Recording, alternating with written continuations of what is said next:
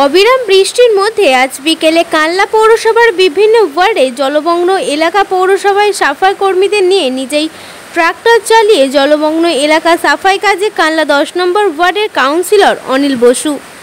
অবিরাম বৃষ্টিতে কানলা মিউনিসিপ্যালিটি 12 নং ওয়ার্ড, 9 নং ওয়ার্ড এবং 17 নং ওয়ার্ড সহ বেশ কিছু ওয়ার্ডে জল জমে। দিনের শেষে বিকেল বেলায় অনিল বসু নিজেই পৌরসভার ট্রাক্টর চালিয়ে ওই সকল এলাকায় লেবারদের নিয়ে গিয়ে ড্রেনের মুখ ছাড়িয়ে দেন এবং সাফাই কর্মীদের ওই সব নিচু এলাকায় জল যাতে না জমে তার জন্য কাজ করার নির্দেশ দেন। সব খবর সবার আগে মানুষের সাথে মানুষের পাশে। কানলা থেকে সৈয়দ আবু জাফরের রিপোর্ট, MBS নিউজ।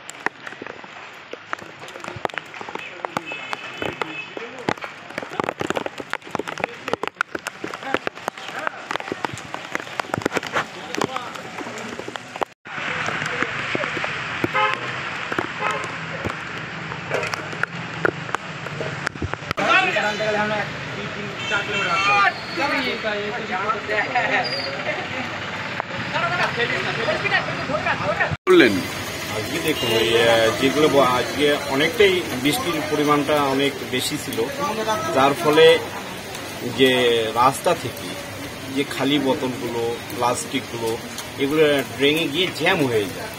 যে মেন ড্রেন দিয়ে যে জলটা পাস হয়, যে নিকাশি হয়, সেই জন্য নিকাশিটা যেন ফটাফট হয়ে যায়। এই প্লাস্টিক, এই খালি বোতলগুলো এগুলো সমস্ত সব তুলে দেওয়া হলো। কেননা কালনা শহরটা তো কচ্ছপের মতন, এটা তো যে পরিকল্পনা অনেক আগেই করেছে, মোটামুটি 40 বছর আগেই যে ড্রেনগুলো করা, সেগুলো প্ল্যান ছাড়াই করা। যদি প্ল্যান মাফিক করা হতো যে আমাদের কালনা শহরে গাড়ি কিন্তু ভাগীরথী, যদি আমাদের এই জলটা ভাগীরথীর দিকে নামানো যেত তাহলে আজকে কালনা শহরে এই সমস্ত জলগুলো এবং পুকুর এবং ড্রেনের জলটা দাঁড়াতো। আজকে এই জলটা পেয়েছে, কিছুটা জল ড্রেনের দিকে যায়, কিছুটা জল যায় আপনার অল্প, মানে 70% জলটাই রেলগেটের দিকে যায়, 30% জল ভাগীরথীর দিকে যায়। আজকে আপনাকে দেখা গেল যে আপনি নিজেই ট্রাক্টর চালিয়ে যাচ্ছেন, কেন এরকম বিষয়? দেখুন, আমরা কালনা পৌরসভার কাউন্সিলর, এটা আমাদের দায়বদ্ধতার মধ্যে পড়ে।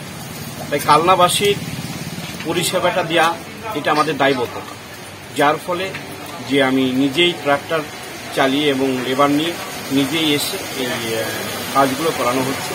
যে আমরা সবসময় তো করি, তাই আজকে এই ড্রেনগুলো যেন ক্লিয়ার থাকে, যার ফলে আজকে এই কাজগুলো করিয়েছি।